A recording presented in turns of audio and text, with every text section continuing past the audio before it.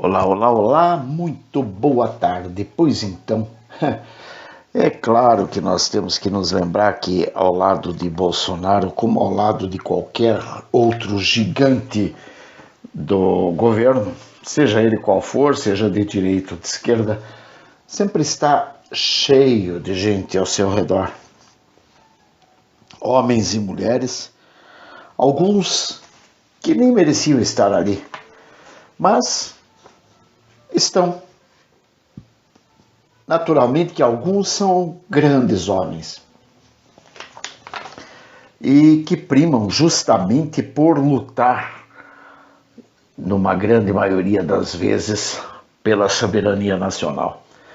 Mesmo juntamente com aqueles de esquerda, existem alguns que realmente lutam por algo que seja verdadeiro, honesto, bom, interessante, embora a grande maioria esteja lutando pela destruição da nação, pela destruição do país, pela destruição dos valores. Isso em qualquer governo.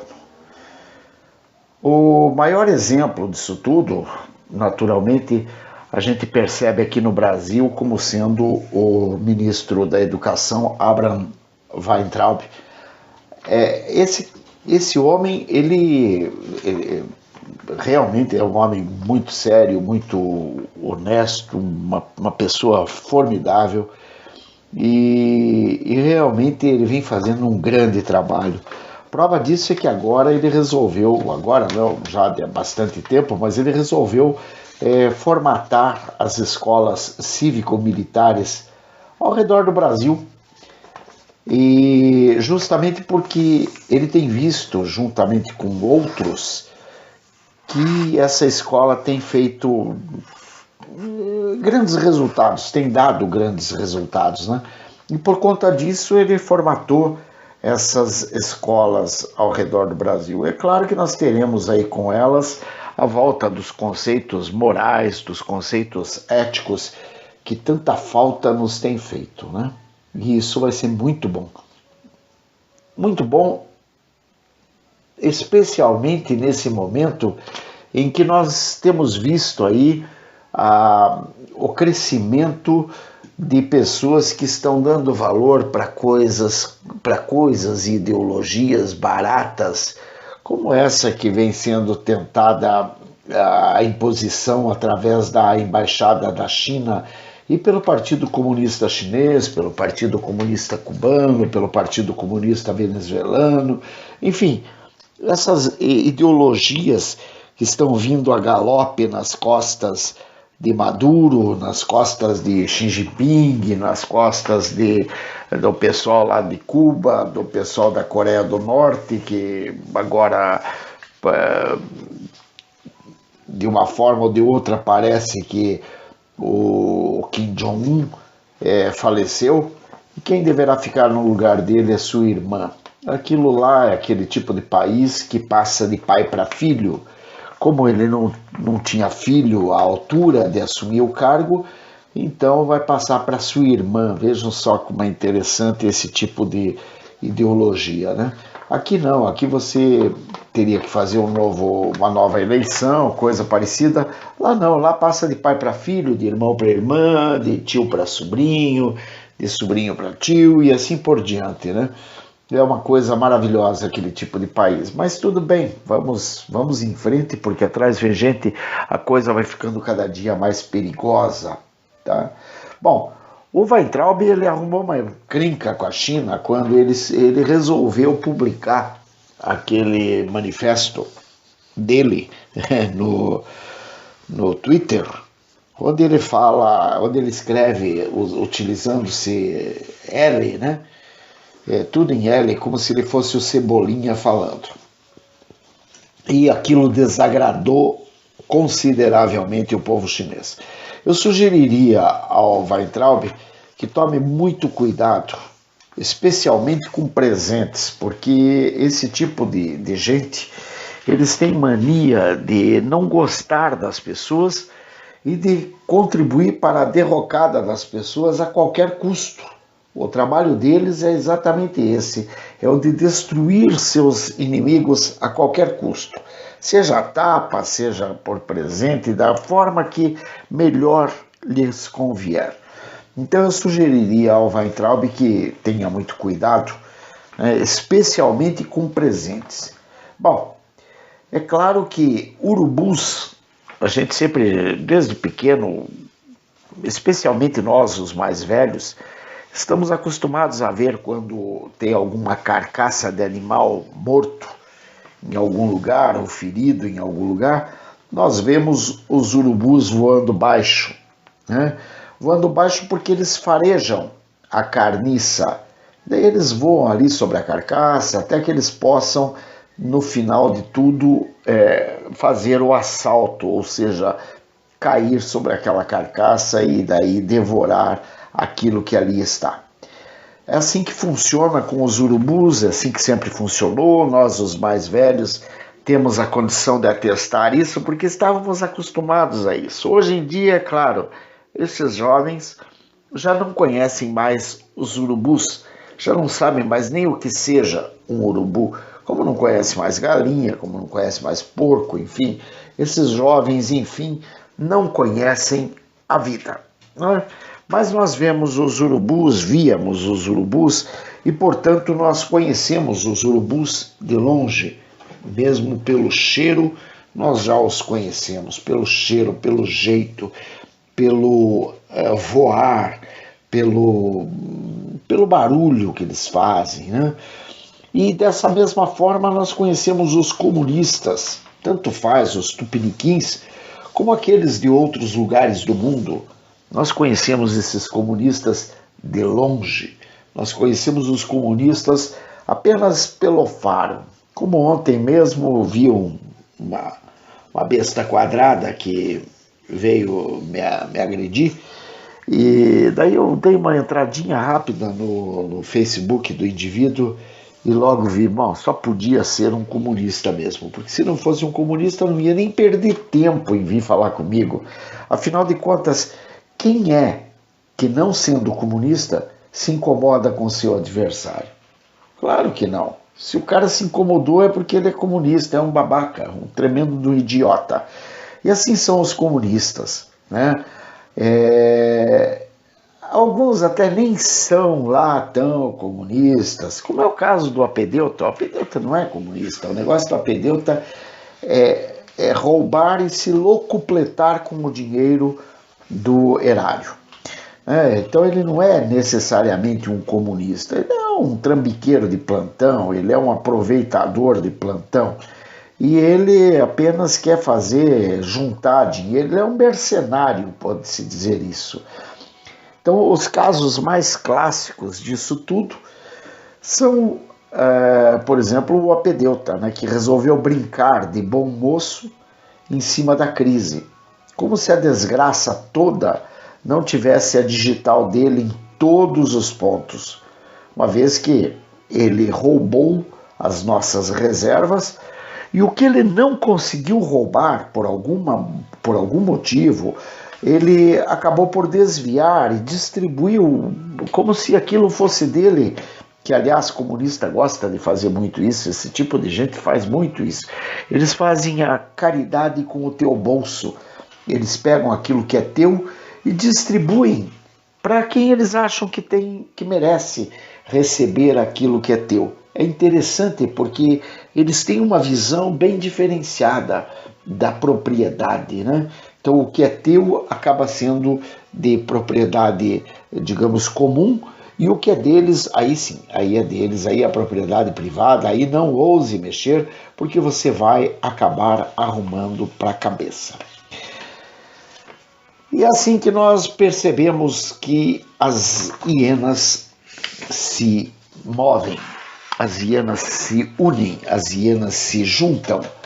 O objetivo dessas hienas é apenas desestruturar, neste caso específico, este governo de plantão, que é o governo do Jair Messias Bolsonaro.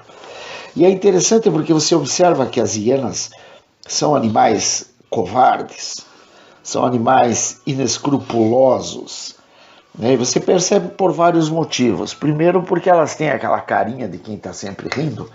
Então você vê a falta de escrúpulo total ali, como se isso fosse dessa forma mesmo. Não é. Na verdade, elas não sabem rir, né? Então não teria como a gente dizer que ela está rindo. Mas parece, e aquilo ali fica meio característico das hienas de plantão. E o objetivo dessas hienas são justamente desestruturar o que esteja de bom. Tanto que vocês percebem, por exemplo, inúmeros projetos do Jair Bolsonaro que ele tentou implantar, mas que uma das hienas líderes, ou seja, o Rodrigo Maia, aquele canalha da Câmara, ele resolveu pegar e simplesmente engavetar. Como, por exemplo, no caso específico, aquele projeto do 13º salário para o Bolsa Família.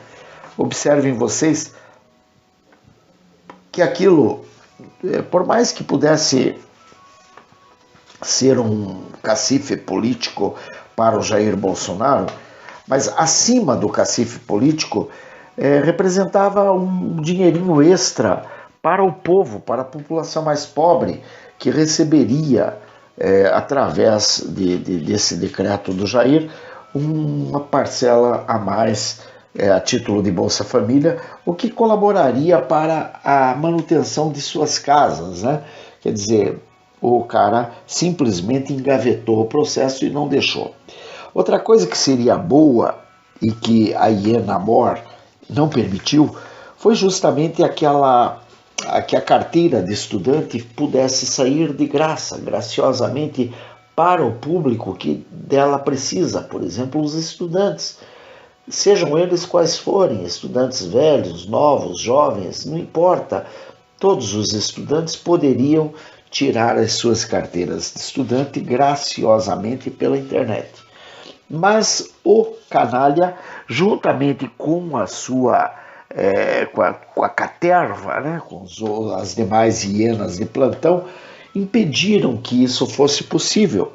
E impediram simplesmente vetando esse projeto, engavetando, dando um jeito de que esse projeto não viesse à tona.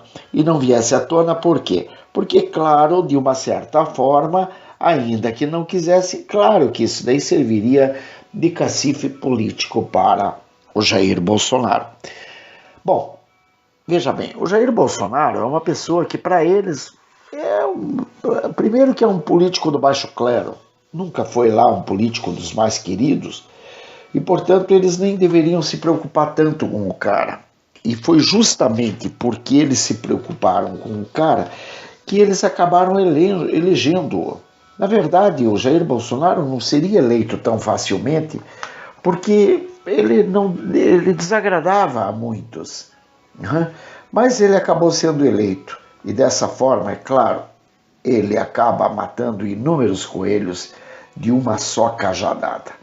Então nós vemos ele sendo impedido de governar, embora ele seja o político hoje eleito com o maior número de votos e realmente eleito pelas urnas, que embora pudessem ter sido fraudadas, mas não o foram, porque ele realmente teve os votos que eles têm tanto medo que ele tivesse tido. Mas ele teve, tem, e o pior, ele continua tendo o mesmo cacife eleitoral do povo que ele teve durante a eleição. Ele continua tendo e continua tendo a mesma aprovação popular. E isso deixa essa caterva com um medo terrível do Jair Bolsonaro. Um medo terrível de que ele aumente seu cacife eleitoral a ponto de eles não conseguirem mais derrubá-lo do governo de forma alguma. Até porque o Jair Bolsonaro traz em seu alforge de político coisas que eles já esqueceram há muito tempo, como a ética, como a moral, como a vergonha na cara e inúmeros outros pontos que eles não conhecem. Então eles têm muito medo do Jair Bolsonaro.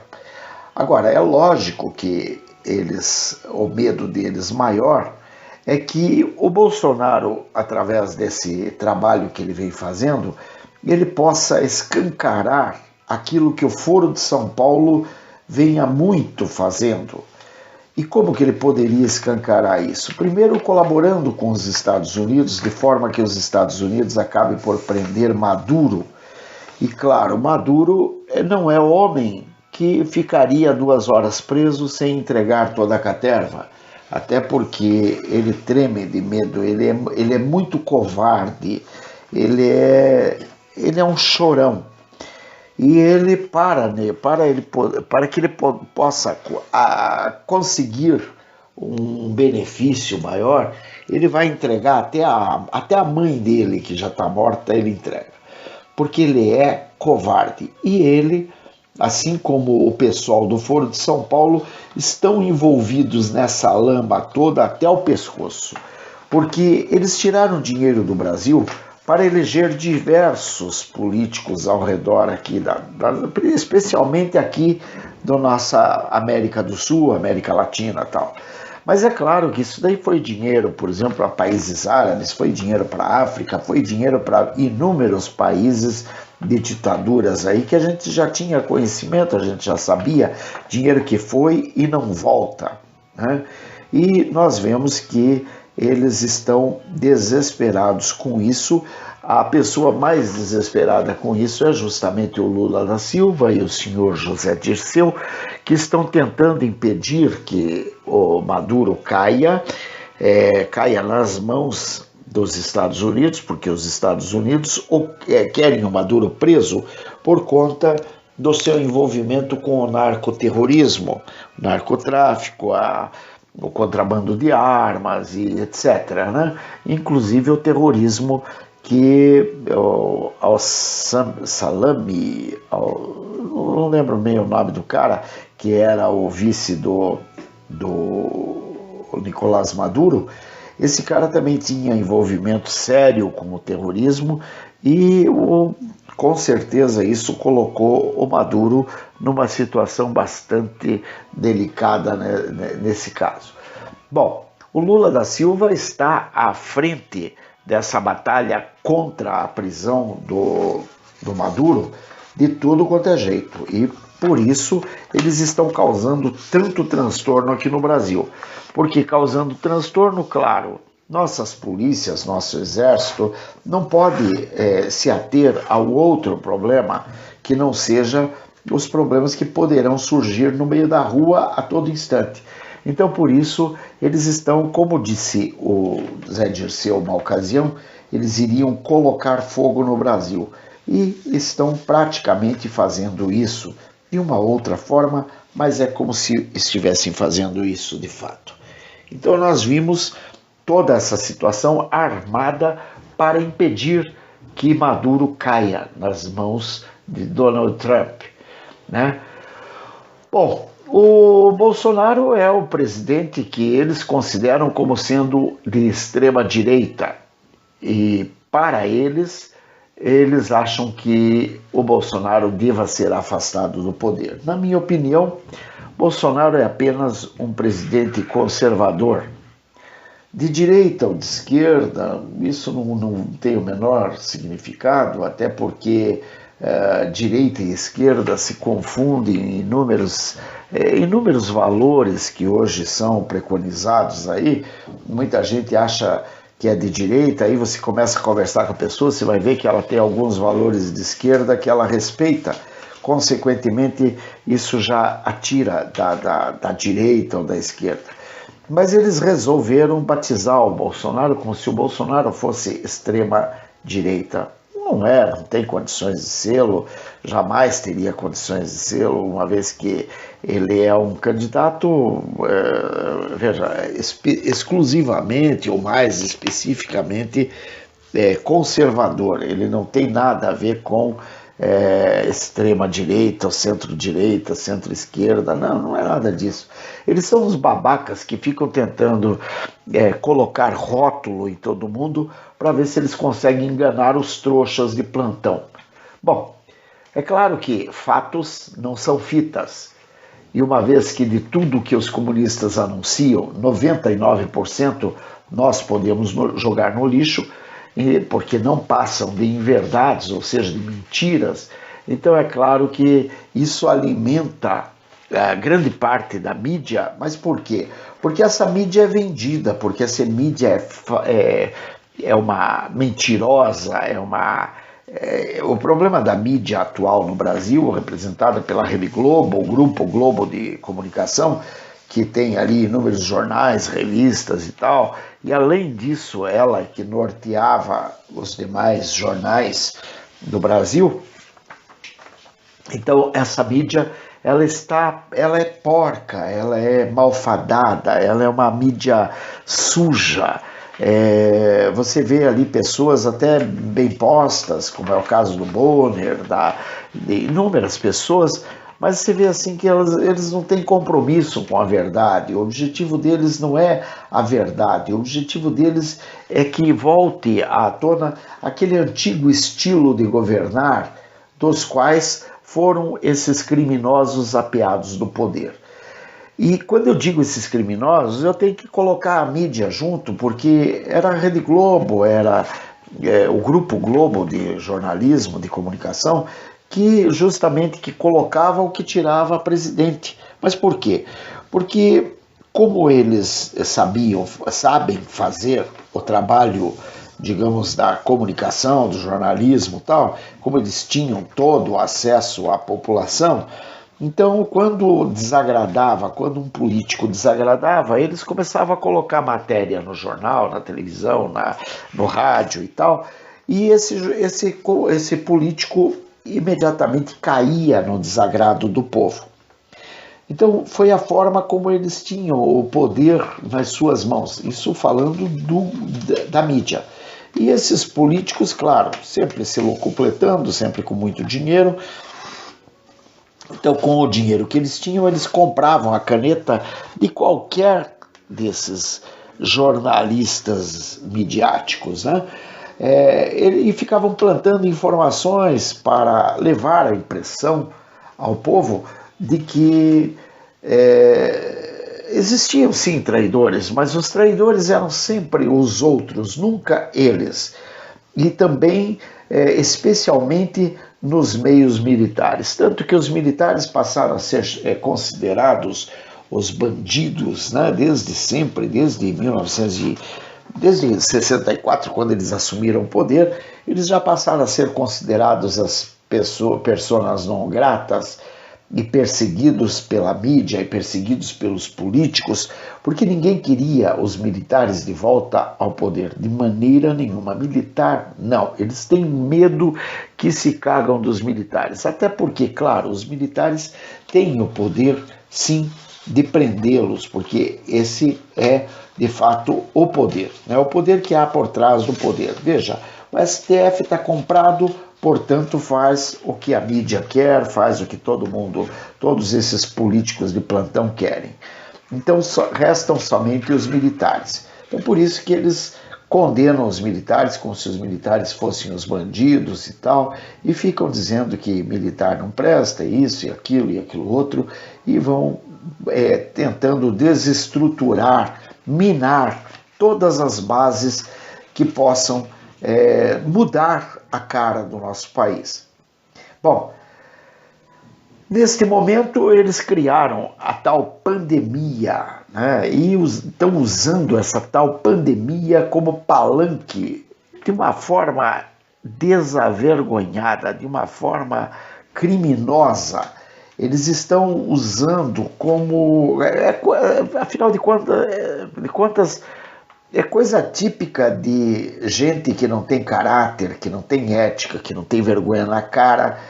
E eles usam essa pandemia para colocar o medo nas pessoas e fazer, primeiramente, que as pessoas não saiam de casa. E se saírem, que não tenham coragem de conversar umas com as outras, ou seja, que olhem umas para as outras de canto de olho, com medo de que essas pessoas vão passar o vírus para elas. Então, nós percebemos que as pessoas já não saem sem máscara, já saem com medo, medo de ser presas, muitas vezes até por esse medo já entregam seus colegas, seus companheiros, e dessa forma o golpe para o retorno da organização criminosa ao poder já vai a passos largos, ou seja, já está, digamos, ganhando cada vez mais espaço, né?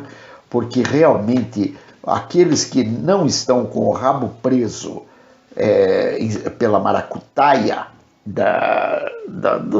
dos esquerdistas de antanho, estão pelo menos com medo do que esse vírus poderia causar, né? Ou mesmo com medo dos politiqueiros, porque eles resolveram dizer que quem sai na rua pode ser preso, apanha da polícia, é algemado, coisa que nem mesmo bandidos podem ser algemados no Brasil, porque afinal de contas isso é proibido por lei agora, né?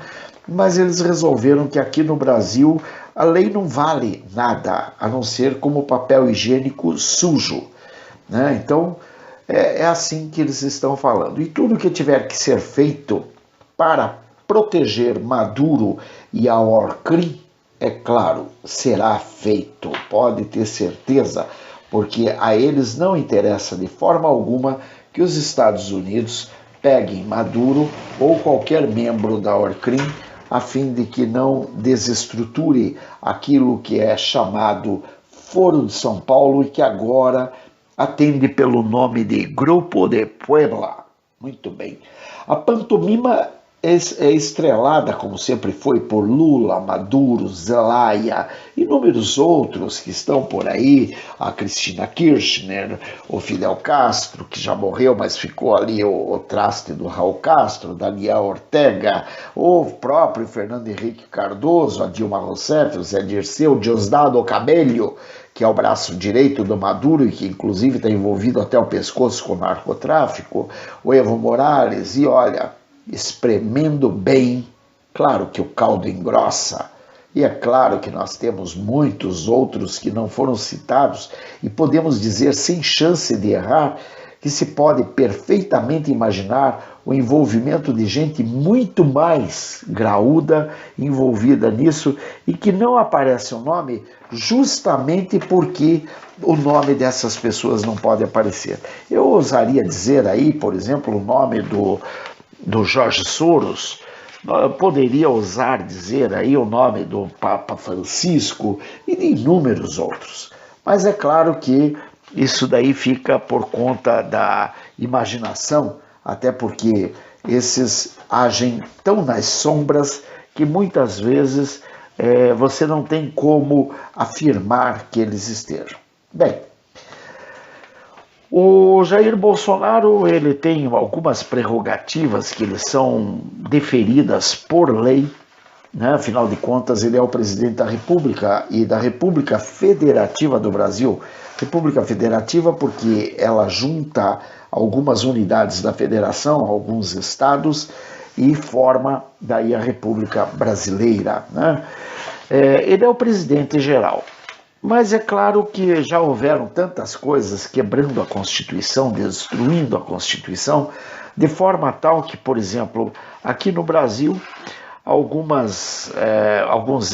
os estados, né, os governadores e prefeitos, podem tomar algumas atitudes, porque o STF achou que os governadores e prefeitos podem mandar até mais que o presidente dentro de seus estados, coisa que é inadmissível.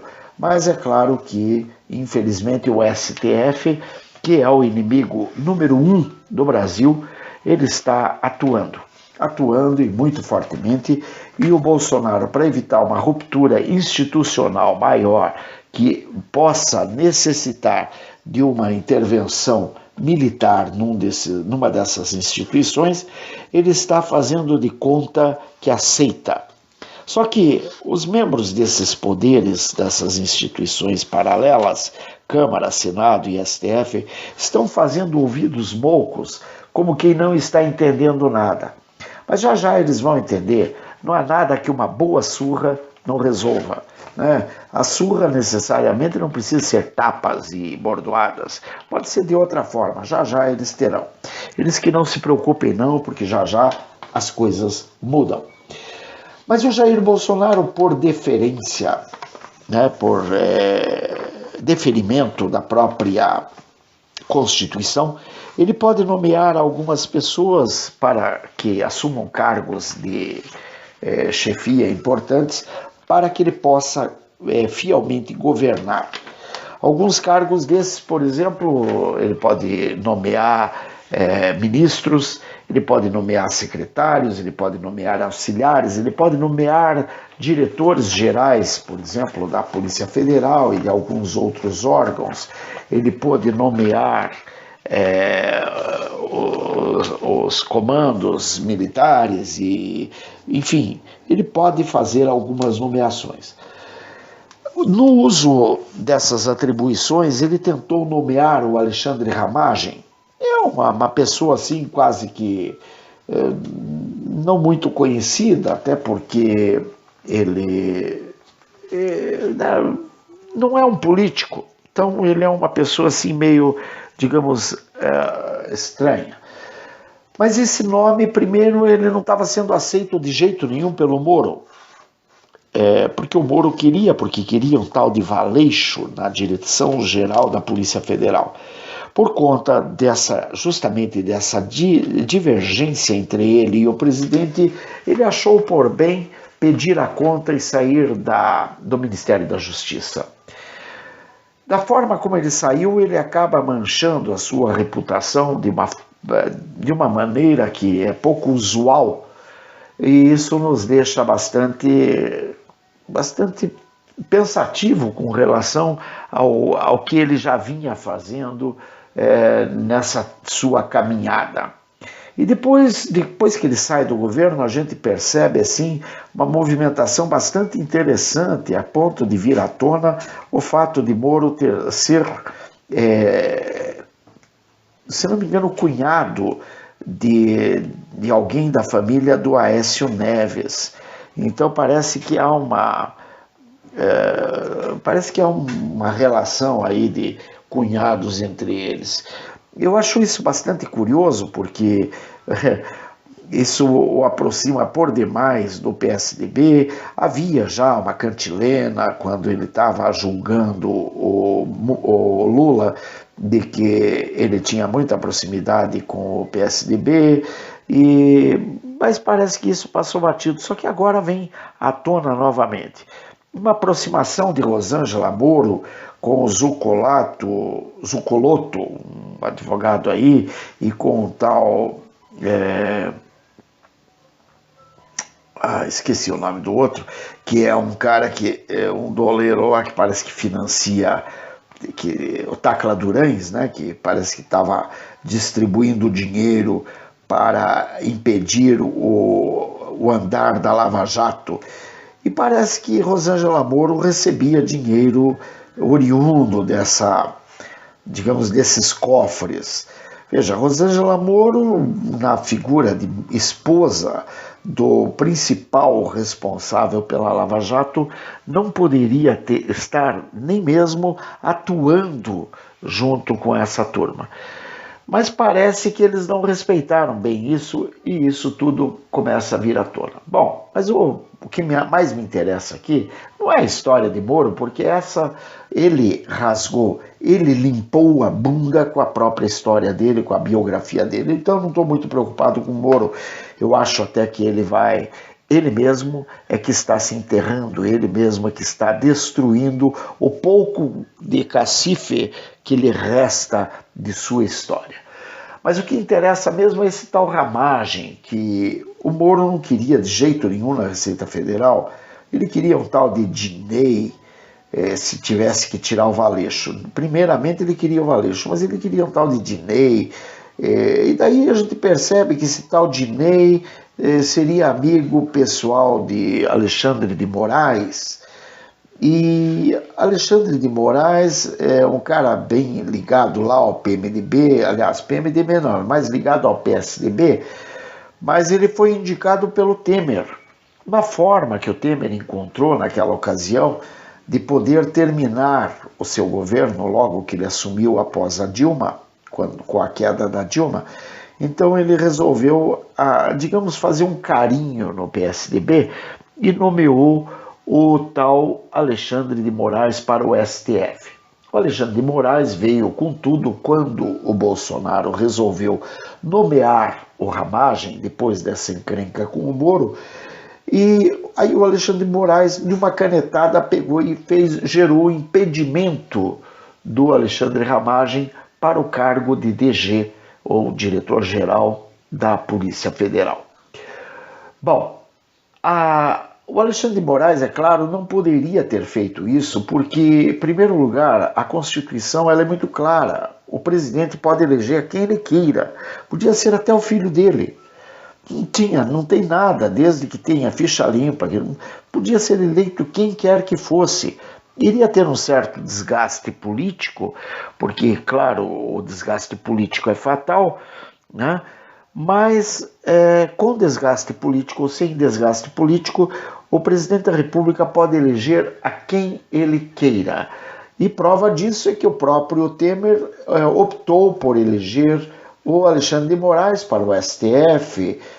Alguém lá atrás, eu não lembro bem, parece que foi Fernando Henrique, nomeou o Gilmar Mendes para o STF, o Lula, se não me engano, nomeou o Dias Toffoli, a Dilma Rousseff nomeou, se não me engano, a Carmen Lúcia, e ali tem vários, eu não lembro bem quem foram nomeados por quem, mas o próprio Collor de Mello nomeou seu primo, Marco Aurélio Mello, e assim por diante. Quer dizer, esses cargos, eles podem ter a nomeação de quem quer que seja. O único problema é que essa pessoa que vai ser nomeado, ele vai ter que passar por uma espécie de sabatina e aceitação pelos pares daquele ambiente que ele vai circular.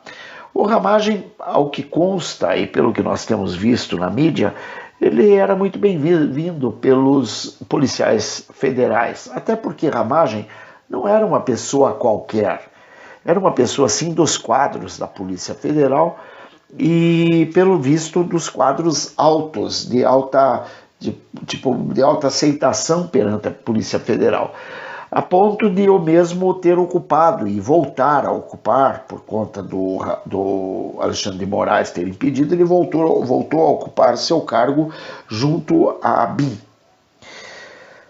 A ABIN é a Agência Brasileira de Investigação, quer dizer, puxa vida, como é que o cara pode pertencer à ABIN e não pode pertencer à Polícia Federal? Tem que haver uma explicação. O Alexandre de Moraes, ao dar essa canetada, ele age de forma inconstitucional, porque ele tenta impedir o presidente de exercer o seu ato de ofício, ou seja, aquilo que lhe é permitido por lei, é facultado por lei. Mas é claro que o Bolsonaro, como eu disse antes, ele não quer bater de frente necessariamente com o STF, para evitar uma ruptura maior entre as instituições. Portanto, ele resolveu acatar a regra imposta por Alexandre de Moraes. Mas não porque haja qualquer mecanismo nisso que obrigue Bolsonaro a acolher, uma vez que aquilo fere os preceitos constitucionais. Mas o Bolsonaro resolveu aceitar isso de uma forma, assim, digamos, republicana, como um bom estadista, para que, e dando uma chance ao próprio Alexandre de Moraes que justifique melhor o seu ato. Portanto, como justificar melhor? Primeiro, se Ramagem não pode assumir o cargo de diretor-geral da Polícia Federal, consequentemente também não pode permanecer na ABIN. E o Bolsonaro pediu a ele que exemplifique melhor essa atitude tomada por Alexandre de Moraes. Muito bem. A encruzilhada sugerida por Alexandre de Moraes foi em decorrência de o clamor de uma meia dúzia de gato pingado que, representando o PDT, resolveram pedir o impedimento de Bolsonaro na nomeação de Ramagem. Ramagem, pelo visto, é uma pessoa que pode colocar muita gente com o rabo entre as pernas. Mas, bom, o Bolsonaro, a priori, resolveu cumprir isso até que Alexandre de Moraes resolva se manifestar. Caso Alexandre de Moraes não se manifeste, Bolsonaro fará a nomeação ao arrepio da caneta de Alexandre de Moraes. E aí é que nós vamos ver quais serão as próximas atitudes que serão tomadas pelo STF e seus membros, né? Porque, afinal de contas, o STF está, de certa forma, em peso perseguindo ao presidente que foi legitimamente eleito. E nós vimos durante a transmissão de cargo do ministro da Justiça, porque como o Moro saiu, o cargo estava vago e o Bolsonaro foi obrigado a nomear um outro ministro da Justiça. Bom, nessa transmissão de cargo nós vimos o Bolsonaro falando de forma bastante áspera com o STF, de forma que eu, no lugar de Dias Toffoli e Gilmar Mendes, que estavam ali presentes, eu teria tido vergonha na cara e teria derrubado a norma de Alexandre de Moraes ali mesmo, em público, para resgatar a dignidade que pertenceria ao STF. Mas é claro que dignidade, vergonha na cara, moral, ética, esse tipo de coisa não faz parte da bagagem daqueles 11 que circulam no STF, de jeito nenhum. Aqueles 11, nenhum deles tem vergonha na cara, nenhum deles tem ética, nenhum deles tem moral, nenhum deles vale nada. São todos capachos daqueles por quem foram nomeados. É claro que eles sabem que eles não podem destituir tão somente o Bolsonaro, porque o Bolsonaro, apesar de não ter uma base política, ele tem caminhado de forma tal que ele tem agradado muito à população, muito mais do que antes do momento da eleição. E, portanto, ele tem conseguido pelo menos manter a sua base, se não aumentar, mas pelo menos manter a base que o elegeu, ou seja, o povo que o elegeu continua lhe dando o devido valor, né? Por quê? Porque ele, em primeiro lugar, não faz o troca-troca que o governo requer. O governo fica muito falando lá que precisa ter uma conversa, que o presidente tem que conversar com a Câmara, tem que conversar com o Senado, e todo mundo já percebeu que o problema dessa conversa tão requisitada pela Câmara, Senado, até mesmo pelo STF, não é nada mais, nada menos do que malas de dinheiro que antes corriam como se elas tivessem pernas. Elas corriam de um lado para outro e caíam no colo deste, daquele ou daquele outro, até mesmo dentro de garagens de prédios, dentro de saquinhos de mercado, sabe, o dinheiro costumava circular das maneiras mais incríveis dentro de cuecas, né, assim como nós já tínhamos visto pela própria imprensa.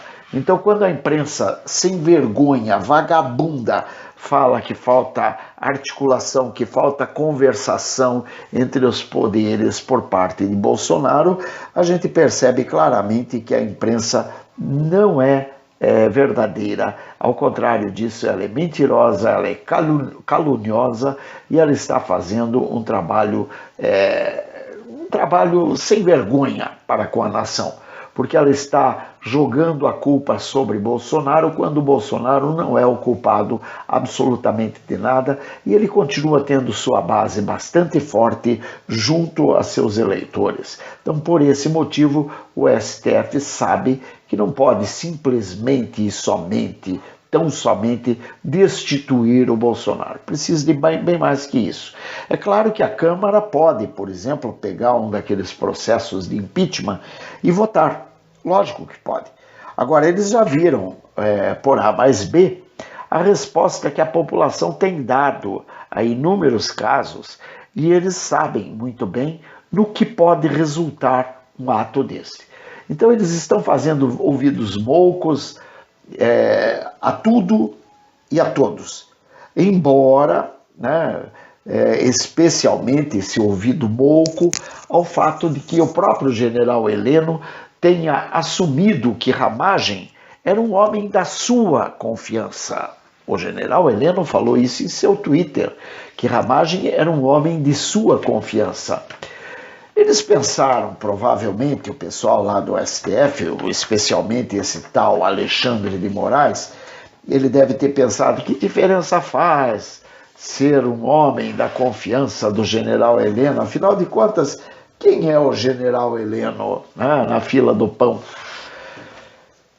Porque, infelizmente, o que vem acontecendo é que os militares estão há muito, eles falam, mas não chegam a agir. Né? A ação deles é uma ação assim mais, por exemplo, eles limpam muita valeta, eles constroem muitas estradas, eles fazem muitas coisas, mas eles não estão usando do poder que lhes é atribuído. Por quê? Porque em caso de atos inconstitucionais, eles podem sim tomar uma atitude e canetear. Eles podem sim chegar e colocar, por exemplo, paralelo ao STF o STM. Pode sim, porque eles têm o apoio da população também, que já vem de há muito pedindo que eles façam alguma coisa. Muito bem, eles não estão fazendo e, portanto, gerou esse desconforto que o Alexandre de Moraes colocou no colo dos militares como uma espécie de um desafio. Eu diria assim, como uma espécie de um desafio. Porque a Corja tem um interesse total em destruir Bolsonaro e manter os militares no quadradinho deles. Né? Tipo assim, os militares não podem sair daquele cercadinho. Bem, cabe a vocês que estão me ouvindo que pensem e que cheguem à conclusão se vale a pena ou não desconfiar do STF, da Câmara, do Senado, da mídia e dos demais governadores e prefeitos que hoje abriram guerra ou que vêm abrindo guerra contra esse governo que foi legitimamente eleito e que eu sei, você sabe e os demais sabem também. Eu confesso, fico sempre mais e mais fascinado com tudo o que vejo quando a mídia e toda a alcateia unida, né, essa alcateia de lobos unidos, tentam destruir Bolsonaro e ele segue impassível, como quem está com algo mais e que muito breve ele vai demonstrar. Eu posso dizer, quem viver, verá. Afinal, o grande jogo está sendo desenvolvido no grande tabuleiro e só cabe a grandes jogadores os próximos lances. Portanto, a sorte está lançada. Que Deus nos abençoe, que Deus nos proteja, que Deus nos guarde, porque o nosso lema é Brasil acima de tudo, Deus acima de todos. E conhecereis a verdade, e a verdade vos libertará, conforme está escrito em João 8,32. Eu tenho a dizer para vocês que eu tenho muita honra de ser brasileiro, eu gosto de ser brasileiro, eu gosto do meu país, tenho um pouco de vergonha, especialmente disso que está nos representando, mas eu posso garantir para vocês, nosso país é um grande país e ainda veremos o sol da liberdade. Que Deus te abençoe, proteja, guarde, liberte, restaure, em nome de Jesus. Pai nosso que estás nos céus, santificado seja o vosso nome, venha a nós o vosso reino, seja feita a vossa vontade, assim na terra como no céu. O pão nosso de cada dia nos dai hoje, perdoai as nossas ofensas, assim como nós perdoamos a quem nos tem ofendido, e não nos deixeis cair em tentação, mas livrai-nos do mal, porque teu é o reino, o poder e a glória, agora e para sempre. Amém, amém, amém e amém. Bendito e louvado seja sempre o nome do Senhor. Beijos, bye, fui.